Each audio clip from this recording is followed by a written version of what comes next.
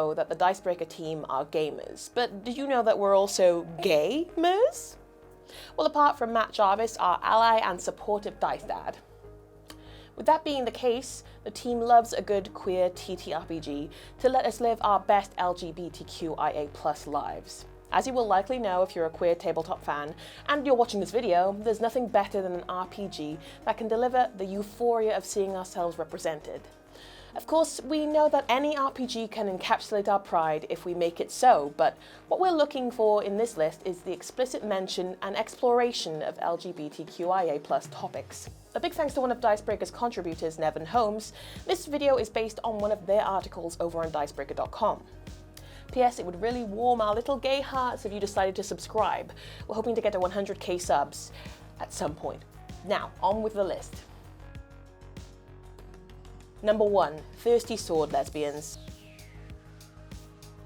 We're kicking off the list with an RPG that we've not only wanted to play for ages, but one that has been requested of us as a group and individually, because it seems it's that up our street. Designed by April Kit Walsh, Thirsty Sword Lesbians is labelled as a brilliant queer storytelling RPG, starring, you guessed it, disaster lesbians with swords. I see you out there, the queer gal who has wept over Shira and Katra, fawned over the crystal gems, and still aren't over Korra and Asami. That love translates extremely well via this RPG, due to the fact that sword fighting is just as equally important as intimacy. Where there are maneuvers to lunge, feint, and riposte, there are also chances to bare your heart, blow off steam, and simply connect. Though this RPG has swords in the title, you're equipped with the means to effectively roleplay key moments for your character and maybe throw in the combat system to allow you to stand back to back with your lady love and defeat some demons together, both inner and external. Play as one of the given character types: Beast, Chosen, Devoted, Infamous, Nature Witch, Scoundrel, Seeker, Spooky Witch, and Trickster, to add even more depth to your character and push those fabulous tropes you love so much even further. And if you're the GM, don't sweat it. You'll be given the tools you need to create conflict, build character for the PCs, and even get advice on how to make an appealing and interesting adversary. Let's not act like the goal of a GM is making at least one character who makes everyone at the table swoon. Just me? Alright. If you're looking for some catharsis for some lesbian longing and haven't found the love of your life yet, / aren't in an age-old war against her, this RPG is an exceptional second. Number 2. Butterflies and Hurricanes. Every now and then there's a game that comes along and punches you right in the gut. Joanna Bosley's Butterflies and Hurricanes will reach right in and tear you apart every single time you read it. It's an RPG about promises kept, broken and forgotten amongst a group of high school friends parting ways, their last summer spent together, and the relationships they build and break during those final weeks of being so directly close.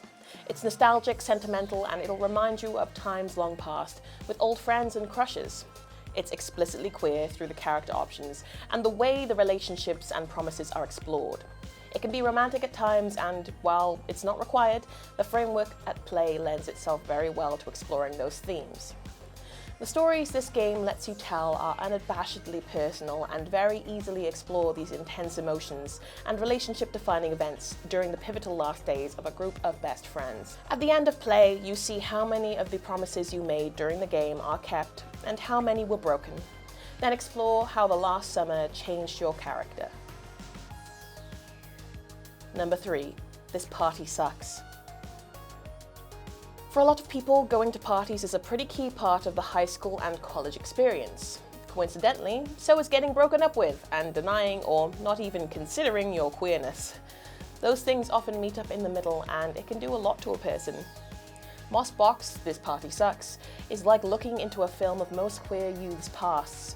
It's a frame by which 3 players play out the story of a queer individual going through an incredibly relatable and pretty sad time in their life, as they fade from party to party, doing everything they can just not to think about their ex. It uses tokens, moves, and strong collaborative storytelling to guide players through the story, seeing bits and pieces of their own pasts in this young queer individual who's just trying to get by. At only 13-ish pages, it's a short game, but simply reading those pages does so much work towards telling the story and getting the players to feel things and reflect on their own lives and queerness. The most important part here, though, is that the character always ends up better than they began. The epilogue and its unique moves don't let you stay static. Your character always grows and comes into their own. It's simple and it's beautiful. Number 4, Lichcraft. Transmasculine bottom surgery is, at the time of this video being made, unavailable in the UK. In a world where the NHS is already notorious for an exceedingly long waitlist for transgender healthcare, it seems unfortunately fitting that you'd think to pursue lichdom to guarantee you actually get your surgeries and care. Laurie O'Connell's Lichcraft is a game about that.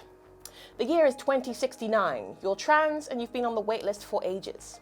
And it looks like it will be another 300 years before you get even a shot at care, if you even live that long. So, of course, you decide to become an immortal, all-powerful death mage so you can outlive the wait. It's a hilarious game. O'Connell's writing hits a striking tone, and it's only really funny because you can recognize and relate to how ridiculous it is that people would ever need to wait so long for anything, let alone healthcare, that they decide, you know what, screw it, I'm going to do some dark magics and become immortal. It's wonderful, it's sad, it's frustrating, and it's funny, and it's a very real work that reflects on a very real problem in our world. Its systems lend well to various one-shots and modes of play, and it's something that very much hits just the right note. Number 5, Monsterhearts 2. A favourite of Dicebreaker's, with a Let's Play of it being available on the channel right now. Monsterhearts 2 by Avery Alder is a fabulous RPG that will bring the terrors of your teens back to life. In this tabletop experience, though, the discomfort and discovery of your teen years is replicated through your role, or skin, as one of several supernatural creatures, ranging from werewolves to vampires to fey creatures to ghosts. In Dicebreaker's own playthrough of the RPG, the team manages to slip into their roles quite easily. I think this is owed in part to the fact that players will have had teen experiences and will know just how foolish and impassioned and blown out of proportion things can be. I don't know why you're mad at me. I'm assuming it's something to do with Carlo, but you won't tell me! Carlo, you're being such a bitch! Badge. Just a quick question. Echoes Was that around. you slapping me? No, that wasn't a slap, sorry. That was, Okay. that was an aggressive hand motion. Alongside this, your players are figuring out how to be their monster selves. The fear of this monstrous secret being revealed to the entire world and worrying about what people might think or who you'll hurt is a pain a queer person knows all too well. I am bisexual. Are you saying all that in the bathroom stall still? Yeah. That's cool that you're my siblings bi or pan. Let me double check that with them. But yeah, I mean, girls are great. Being a closeted monster in this RPG gives players and GMs the ability to explore the thrilling awkwardness of being an adolescent with a huge secret, but also reminds us that almost everyone else is dealing with their own dark secret. Where one person might consider themselves a monster, others see them as kin. Sexuality is explored keenly in Monsterhearts 2, but with consent being key in order to progress with this approach. If you are in a situation in which you feel as though a sex move might be appropriate, you can give it a go, as long as the PC or NPC is happy to reciprocate. What is a sex move? Does Liv just not know what sexy times are, and this is what she calls it? Maybe. In Monsterhearts 2, though, it is a move that is different depending on what skin you're playing. For example, if you decide to play a regular all-mortal, you'll awaken the darkness within someone else if you are intimate with them. Or, if you're playing a vampire, your power comes from denying people's advances on you. If you are intimate with someone else, you lose that power. And for all my ace pals out there, Monsterhearts 2 has you covered, with a section of the rulebook devoted to handling a character's asexuality. Being on the ace spectrum myself is a pretty dang validating addition. With all of that being said, if you want to see some classic bisexual panic, ungendered prom royalty, and the spectrum of sexuality culminating in the most complex of love triangles, our playthrough of Monsterhearts 2 is for you. And that is Dicebreaker's list of our top lgbtqia+ TTRPGs that really leave us feeling seen. Damn, that's a lot of letters. Once again, this video was based on an article from one of Dicebreaker's amazing contributors, Nevin Holmes, over on Dicebreaker.com. You can head over there right now to see more written content just like this. Or if you'd prefer to watch another video of ours, you should see some videos suited to your, frankly, excellent taste popping up on the screen right now. Join Dicebreaker Plus by hitting the join button below, and grab some cute merch by following the link in the description. Think about hitting the like and subscribe buttons to see more from us, but most importantly, just have a lovely day. Bye!